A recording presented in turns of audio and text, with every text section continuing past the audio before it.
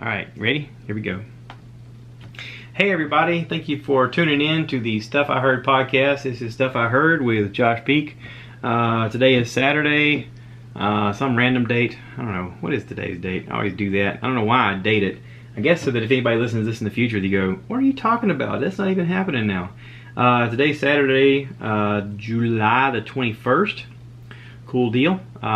Just wanted to say thank you to everybody who's listening and to everybody who's tuned in and to everybody who has written me and called me and talked to me. And, you know, I started this all off because I felt like I had a lot to say and I felt like there was something worth listening to. There's a lot of people that I talk to on a regular basis because of my job, because I'm a trainer, and I learn about them. I talk to them all the time. I want to find out about their life. I want to find out about if they're in a relationship, if they have kids, if they have military experience, whatever the situation is. I want to kind of touch base with them and build a community of sorts. I figured if I can connect to them on some level, then we can grow from there. We can build a relationship between us and we can grow. If I have some commonality with them, whether it's marriage, divorce, kids, politics, religion, whatever, then I can somehow bridge a gap and let them know, hey, I'm just one of you and I just want to help you get better. And I've kind of approached life that way. Without ever really thinking about it, I've always kind of approached life as I want to help everybody succeed. I think I was shown that example from first my grandparents and then also from my parents. I am lucky in the fact that I've been raised in a family who has supported one another and has encouraged one another. And I realize that. I mean, even though my path has not always been the easiest path, I have gotten encouragement from places where I should. I know that from listening to guys talk to me and other people talk to me about how their home life was, that they didn't always get the same encouragement. And it makes me sad to think about, but it's also makes me feel blessed and gracious. Recently, I did a podcast with my brother and my sister, and I don't know if you guys heard it or saw it. There is a video that goes along with it on YouTube on the Stuff I Heard podcast YouTube page, where we kind of got deep into the keto diet and talking about nutrition and talking about how it was, it has turned my brother's health around completely. He's lost 80 pounds since Christmas, and he looks great and he sounds great and he's encouraging other people and he's inspired me. I mean, I'm doing the keto diet. I've lost, over 20 pounds since May 1st. If I'm honest about it, I didn't go full keto. I was still consuming sugar and all this, all this other stuff, and I shouldn't have, but it's inspiring to see him over and over again, to see how his life is improving. What I was concerned about, and I asked him this, I said, at what point is it considered a, not an impairment, but an eating disorder? Because along with the keto, they talk about intermittent fasting. And he goes, well, it's not. And he goes, and honestly, I'm not doing keto as much as I used to. I'm bridging more away from that. And, introducing some sugars and some carbs here and there more than I used to. And I think that he's at a nice, even, healthy plane right now. From what he looks like right now, I think he looks incredible. I think he's in the best shape of his life. I think that who he is right now is physically the best version of him that I've seen ever. And it's inspiring, especially, I'm his older brother. I'm 12 years older. It's not normal that your younger brother inspires the crap out of you, but he has. He really has. So, I've talked about the keto diet on YouTube. I've talked about the keto diet on podcasts. And, my whole thing was wanting to start a community and wanting to start discussions about how to make people's lives better and to support one another and all this other stuff. And there's a guy up in Maine who's a friend of my dad's he's posted pictures on Facebook today, and I'll show the camera a difference. Let's see if I can zoom in if I show pictures on the camera. This is where you need to watch the YouTube page so you can see a difference, okay? His name is Dale. Dale was 365 pounds on April 1st of this year, okay? Can you see that in the picture? This is where you need to, like I said, check in the YouTube page. There's another picture of him, okay? This is him now at 278 pounds. So he's lost almost 90 pounds since April 1st, just through keto and intermittent fasting. How incredible is that? That's an inspirational. That is awesome. That is so motivating. I hope that no one ever loses sight of what this could be. I wanted to write him and tell him that I thought it was so amazing. And, recently I talked to my brother and sister about the keto diet, and both of them had seen The Magic Pill on Netflix. It's a movie that was made, a documentary that was made about the keto diet and about the effects of it and how it's helping people. And I thought, wow, I have gone this far into it and I still have yet to see the movie. So it just so happens I had this past Wednesday off, and I went and clicked on it and I watched it, and I was blown away, inspired. It tracks several families who are on this diet and how over a 10-week period it changes their life. It shows a woman who has cancer, who doesn't get radiation, who doesn't receive treatment, but she starts this keto diet and the cancer cells die because they don't get the food that they were getting before. When she stops feeding it processed foods and sugars and stuff like that, it dies. And it shows a woman who's talking about the insulin that she's taking and how she keeps having an upper dosage because her body gets comfortable with the insulin, and so she has to double it down, and it's not having the effect it had before. And she goes on this diet and ends up not having to take the insulin anymore and losing like 6 dress sizes. And I mean, it's just incredible. It shows an autistic a family with an autistic daughter who is nonverbal, and she looks to be maybe 7 years old, 6 years old, and she can't do anything. She's having epileptic seizures. All she's eating is goldfish crackers, chicken nuggets, and macaroni and cheese. She goes on this diet. She hates it. She doesn't want to eat anything. She throws temper tantrums. She throws food. On the 5th week, she starts eating the food, and she loves it, and she can't eat enough of it. And at the end of the experiment, she is using a fork to feed herself, and she is now saying words. It's amazing. The medicines that they were giving her, they've cut almost all of them out. It just shows case after case after case of how this is helping people. And when I talk about this stuff in public with people at church, with people at work, they all have a story about someone they know who's gone keto and how it's helped them. And I'm not an expert. I am not a professional by far. I first heard about this thing by my brother, and then I heard about it also on Joe Rogan's podcast. He had a guy on who was the 100-mile club runner, Jesse Itzler, I think is his name. I've talked about it in previous podcasts. He was talking about the keto diet and how it drastically affected his build and his energy level, and he's felt like the best possible self he could be. And I thought, okay, this sounds like some hokey stuff. This is the same stuff people said when they were talking about going paleo or talking about going vegan, or the whatever the crazy diets fads are over the years. There's other Netflix shows that I haven't watched yet. I know there's one called King Corn, where it talks about how corn has infused themselves into corn syrup into almost every food that you eat. And if you don't believe me, start reading labels. Start looking at the labels of the things you buy. It is amazing. I went into a convenience store recently and was looking on the shelf and realized there was nothing in there I could eat except for some pork rinds and one brand of the beef jerky. All the other ones had sugars and fake sugars in it, and not fake sugar, corn syrup. They're flavoring the meat with corn syrup.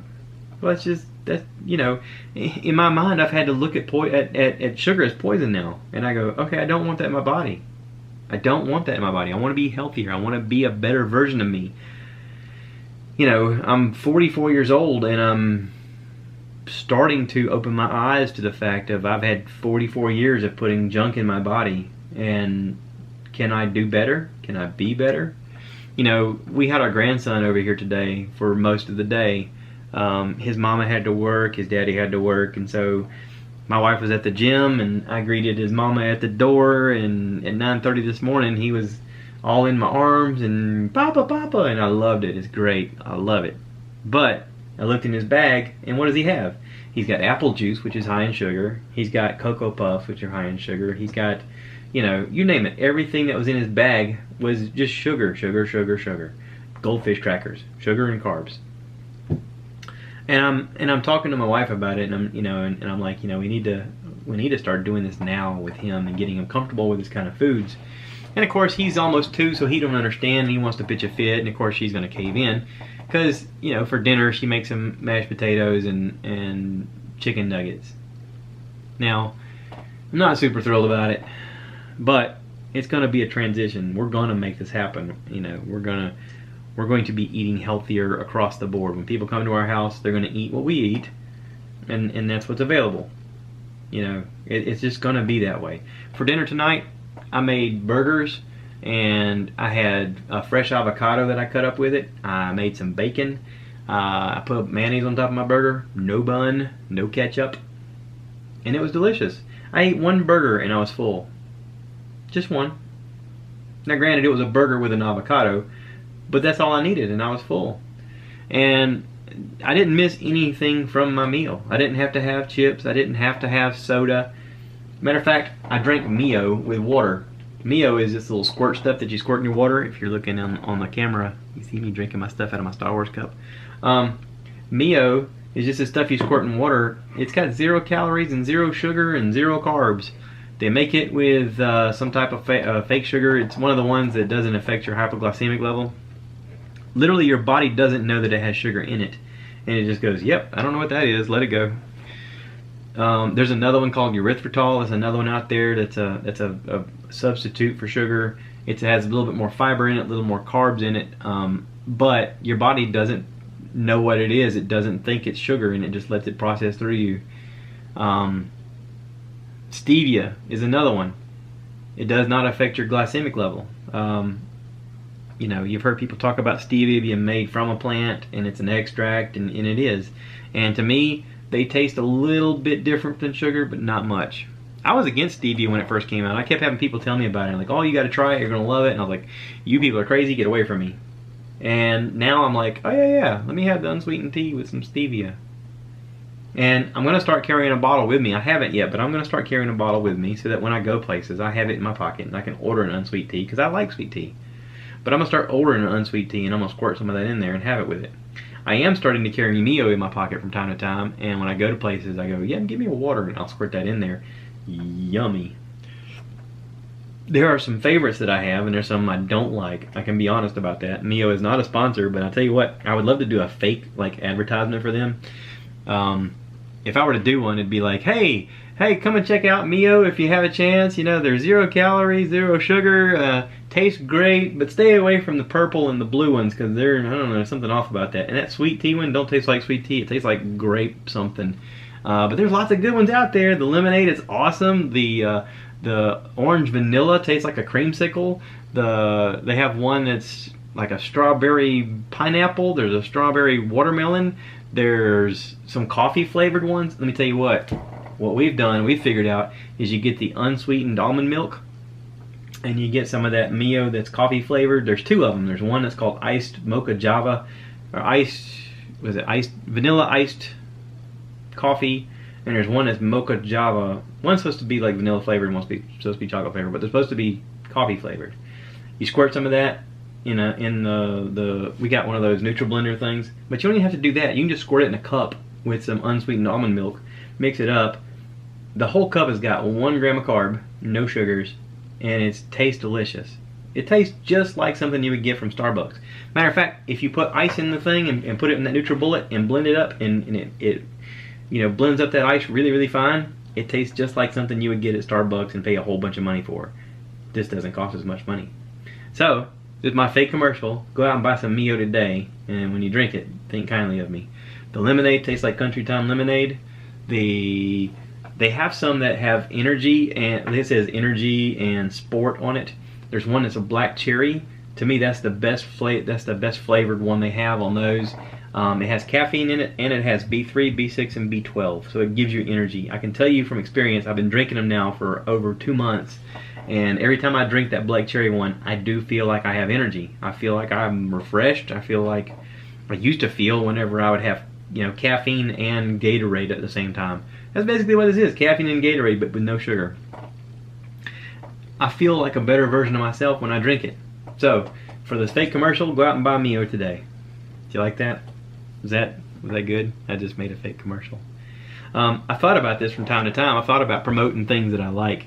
You know, I'm all about promoting things that need encouragement or that need focus. If you're in the Florence area, I could do another fake commercial. If you're in the Florence area, go check out my favorite taco place, King Jefe. Now you can ask them for some keto-friendly options, which they would wrap their tacos up in lettuce wraps, or you can get the Cali bowl and just tell them, hey, how about no rice and can I get extra lettuce or extra tomatoes, whatever the case may be. For me personally, I like it with the extra avocado. That way I'm getting extra fat. You gotta pay a little bit more for the avocado, but I don't care. I'm worth it. King Jefe does some gourmet tacos. They got really good drinks. I love their chips and salsa, but I can't eat their chips anymore because I looked it up online and it has 46 grams of carbs. I wish there was a keto-friendly version of chips and salsa. But if you're not on the keto diet, check out King Jefe in Florence. It's amazing. If you look on Google Maps, you're going to see my review because I've done a ton of reviews for them because I wanted them to succeed, and they are killing it with the gourmet tacos. So go check them out at King Jefe. This is my fake commercial. See, I wanted to do that kind of in the middle because I've heard Bert talk about how on the Bertcast, he says, yeah, I've listened to people talk about commercials being in the middle, being the sweet spot.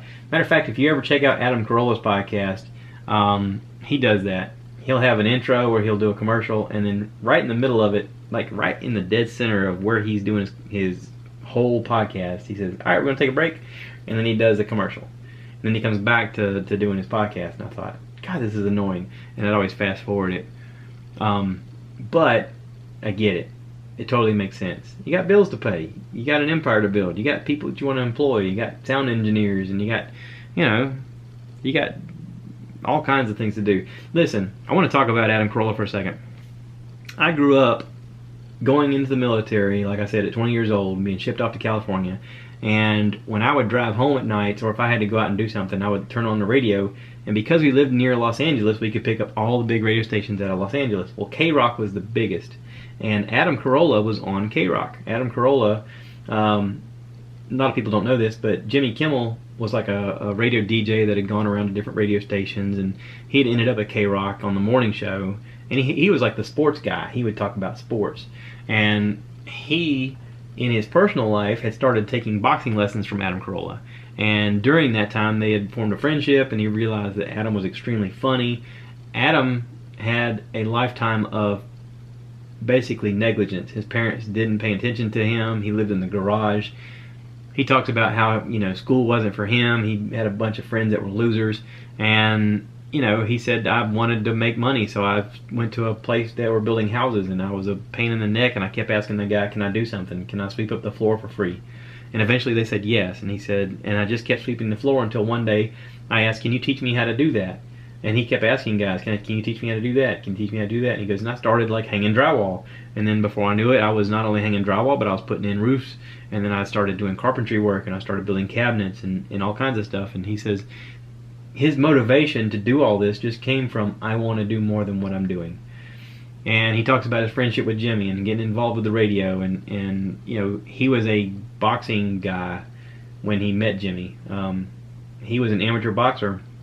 Matter of fact, if you go on Netflix, or I don't know if it's on Netflix anymore, if you just go on the internet and type in Adam Carolla, The Hammer, there's a movie that he made about being an amateur boxer, an older amateur boxer, and it's great. He's got his friends in it. It's funny. It's a good movie. You can tell that he can box. He has some legit boxing moves. But he got it started on the radio doing a free spot where he played a shop teacher named Mr. Bertram. And I thought the character was hilarious. From that, it was an unpaid gig, but he would come in and he would do it. And at a certain point, he got the opportunity to be a paid regular. And then I think he got on to Loveline with Adam Carolla. That was a show that was produced by K-Rock that eventually MTV picked up. And a lot of people know Adam Carolla from Loveline. He then got the show with Jimmy Kimmel where they had a thing on, was it FX? No, it wasn't FX. The Comedy Central? The Man Show. Now, a lot of people know The Man Show. The Man Show was not politically correct, and it probably wouldn't be able to be on TV now, but at the time, it was hilarious, and the stuff that they came up with was hilarious. Now, from the Man Show, they had a certain period of time they were going to do it, and then they weren't going to do it anymore. And when they stopped doing it, the Comedy Central didn't want it to end, so they hired Joe Rogan and Doug Stanhope to take their place. I didn't watch it once it became Joe Rogan and Doug Stanhope because I didn't know who Joe was and I didn't know who Doug was, but I was pro Jimmy and Adam, and I was kind of pissed off that the whole thing had switched over. But from what I hear, it was great. Like it continued to be funny and all this other stuff. But Adam then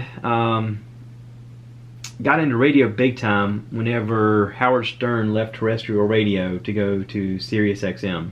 Now, when he left, he was like the biggest shock jock in America, and he had a syndicated radio show that was everywhere. During that time, Adam took over, and Adam started being a broadcaster for them out in California for a radio station called K-Love. And Adam basically just was himself, okay? And it was a great gig until it wasn't. You know, the thing about radio is they're always owned by corporations, and corporations always change their mind about what they want. And they came in one day and they said, "Hey, listen, we're going to go younger and we're going to go Latin, so you no longer have a job." And Adam was like, "Well, crap, what do I do now?" And so he went out and he started a podcast before anybody knew really what podcasts were. He's one of the first ones, not the first one, but he was one of the first ones who went out and spent his own money to create a studio and start a podcast. He built an empire out of nothing, basically. And from that, he now owns what's called ACE Entertainment, which stands for Adam Carolla Entertainment, ACE.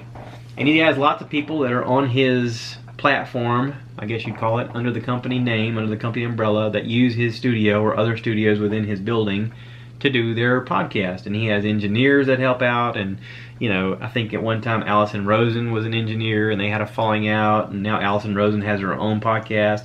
If you haven't checked it out, it's called Allison Rosen is Your New Best Friend. I like it. I like her.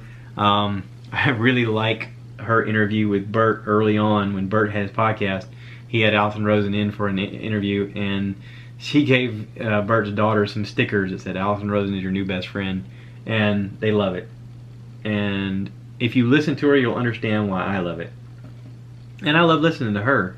I don't listen to her podcast as much anymore. Matter of fact, I don't even subscribe to it anymore. Only because I have so much limited time now to listen to anything. But it was awesome. Adam helped start all of that. Adam is a trailblazer of sorts, but he's also a guy of community. He's a guy who inspired me to be a person of community, to, you know, reach out to others and support one another. And, you know, today,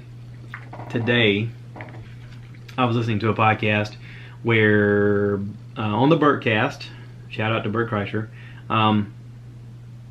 shout out to Jesus and Miro, episode 297, Whitney Cummings and Me. This came out this past Tuesday, okay? He sits down with Whitney for a 3-hour and 12-minute podcast, and it was worth every minute of that 3 hour and 12 minutes. In there, they talk about their relationship with Joe Rogan, and how Joe Rogan is one of those rare people who encourages other comics and never sees anything wrong with it.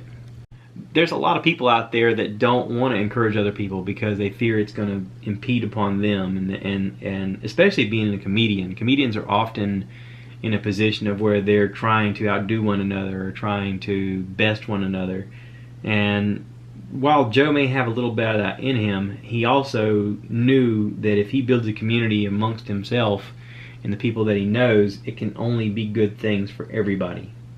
You know, these people have inspired me. These people are people who have left the groundwork for me to go, okay, if I want this to succeed, then I need to encourage other people as well, and I need to build a community. I got some people right now that I'm talking to about starting their own podcast. I reached out to one of them this evening, and he says, yeah, he said, I've already got my Gmail set up and I've got my account set up. I'm going to start recording tomorrow. When he starts his podcast, I'm going to have him on here as a guest, and I'm going to have him talking about what's going on, and I'm going to promote him because I want you guys to check him out and I want you guys to support him. You know, I'm going to do the same thing. I'm going to be a guest on his podcast, and I'm going to talk about what's going on with him and my version of things, and and I'm going to let him do his thing because he's got a great idea and I want him to run with it. I've also got another friend of mine who has a very particular niche kind of podcast that he wants to start. He's involved in a sport that not a lot of people know about, but it has a following. It has a weird, niche-y kind of following. And I think that it could be something. I think that it has a lot of potential. And I'm going to reach out to him. I bugged him this evening. I said, have you started your thing yet? He's like, well, I got plans for... He's a planner. He's got an outline for his first 3 episodes, but he hasn't done the legwork yet. He hasn't established his Gmail account, and he hasn't established his Anchor account. And I'm like, listen, dude, if you're going to do this, you got to do this. And I'm going to keep after you because I want you to succeed, and I want you to do this, and I want to build a community with you. You know, I was talking about it recently. I said, it's sort of like one of these things of when you build a community, you can all have your own audiences. You can all, build a culture within yourself. And at some point, you reach out and you say, hey, let's get together and let's collaborate. And when you do, it's kind of like watching an Avengers movie. You're like, oh, this is great. I get to see all of them. They're all going to do this stuff. This is so cool. Ah. It's like that, okay? I got a guy that I work with who is a duck hunter. Now, there's a lot of people out there that hunt ducks. This guy right here, from listening to his friends talk to me about him, this guy makes duck hunting look like Beethoven looked to painting. Or not painting, playing the piano. See? Dyslexia. I reached out to this guy this week and I said, hey, have you started your YouTube page yet? He's like, no, I don't really know how to get started. And I was like, are you kidding me? You had a GoPro since Christmas. You showed me videos on your phone of you annihilating ducks with the greatest of skill. You have a unique opportunity here to take off, man. I was like, call me. So I'm waiting to hear from him. But, it's all starting. We're all growing. Again, talking about community. Shout out to my brother and his wife who have started a podcast called The Old Red Truck. The idea is they're sitting around the old red truck and talking, which is what they do a lot of times with whenever guests come over, when family comes over. I'm sure we've all had those moments with our family or our friends where we sit around by a truck bed and the sun's getting low, but we can't stop our conversation because it's getting good. And that's the idea of their podcast. And I like it. I think they're doing good things and I want them to keep up. So if you're listening, Alex and Michelle, get to it. I want more episodes. You've only got 2 out. If anybody else is out there is interested in starting one also, I've got videos on YouTube showing you how to do it. Check out Stuff I Heard. It's on there. I've linked things on here to show you how to do it. I've talked about it a lot. I'm sure you guys are sick and tired of me talking about it. I'm going to have my mom on here at some point. I want to interview her. I want to hear her tell you about what it's like growing up your whole life with people telling you you can't do this because, and how she overcame that. That is inspiring. Listen, as a son of a mother, well, I guess we're all sons of mothers if we are born, but as the son of a mother who always heard people say you can't, and she goes, well, yeah, watch me. That is inspiring to watch and to learn from and to admire and to emulate and to inspire others to do. Listen, I have a microphone right here, and for some reason, people are listening to me. If you're listening to me right now, understand that you're worthwhile. You have an opportunity. We live in the best time in the world right now where anything is possible. There's nobody that holds the keys to anything. You can do whatever you want. I could literally do this entire podcast from my phone. If you have a smartphone right now, you can do a podcast. If you want to make a YouTube channel, you have a phone, you can do a YouTube channel. Really, all you need is a phone. Man, I don't even think you need a phone. Could you get away with it with just a smart tablet? That would be something I'll look into. Spoiler alert, I just bought my 2-year-old grandson a 7-inch Fire tablet, Amazon Fire tablet. It's got a camera on it. Before he gets it, I'm going to play with it a lot, and I'm going to see what I can do with it. So that's only 29 bucks, or it was for Amazon Day. But anyway, listen, all I'm saying is take action. Grow your life, grow your community. If the people around you aren't supporting you, get different people. Adam Carolla said it. He said, if your friends are losers and you want to succeed, make new friends. Get friends who succeed. eventually people who succeed want to tell you how